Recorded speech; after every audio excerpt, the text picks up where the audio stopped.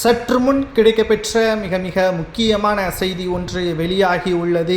அதிமுகவின் முன்னாள் அமைச்சர் செங்கோட்டையன் அவர்கள் தலைமையில் 10,000 தொண்டர்கள் நாளை ஒட்டுமொத்தமாக உண்மைகளை போட்டு உடைக்கப் போவதாக செங்கோட்டையன் அவர்கள் தெரிவித்துள்ளார்.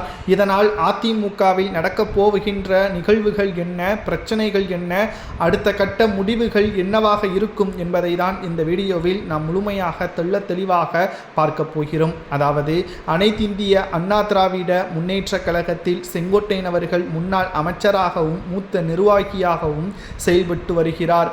ஆனால் எடப்பாடி பழனிசாமிக்கும் செங்கோட்டையனுக்கும் இருக்கக்கூடிய ஒட்டுமொத்த பிரச்சனைகள் தற்பொழுது மிகப்பெரிய அளவிலாக மாறியுள்ளது. அதற்கு காரணம் அதிமுக ஒருங்கிணைய வேண்டும், கட்சி வெற்றியடைய வேண்டும் என்ற பாதையில் செல்ல வேண்டும் என்று செங்கோட்டையன் கூறியுள்ளார்.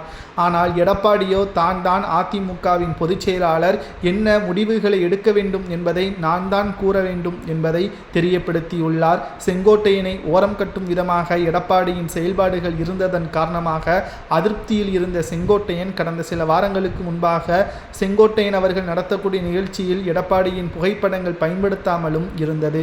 மேலும் பாஜக கூட்டணி உறுதி செய்யப்பட்ட பிறகு இவர்களுக்கான பிரச்சனை முடிந்துவிட்டதாகவும் சமூக வலைதளங்களில் நம்மால் பார்க்க முடிந்தது.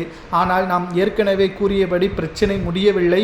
தேர்தல் நெருங்கும் பொழுது மிகப்பெரிய அளவில் மாற்றம் நடக்கும், முதல்வர் பதவியை கேட்பார் என்பதை நாம் தெரியப்படுத்தியிருந்தோம். சொன்னபடியே 7 மாதங்கள் தேர்தலுக்கு இருக்கிறது.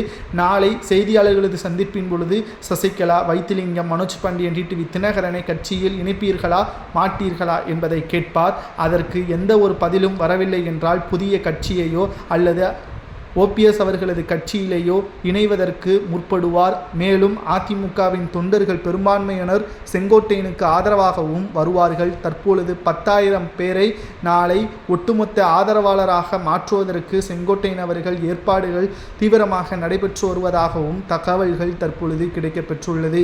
2026 சட்டசபை தேர்தல் மிகப்பெரிய அளவில் மாற்றத்தை தமிழகத்தில் ஏற்படுத்தும். அதிமுக இந்த சட்டசபை தேர்தலில் செங்கோட்டையனின் ஆதரவுகள் இல்லாமல் வெற்றியடைய முடியுமா? யார் கூறுவது சரி, செங்கோட்டையனா எடப்பாடியா என்பதை மறக்காம கமெண்ட் வாயிலாக கூறுங்கள். வீடியோ பிடிச்சிருந்தா மறக்காம சப்ஸ்கிரைப் மட்டும் பண்ணிருங்க.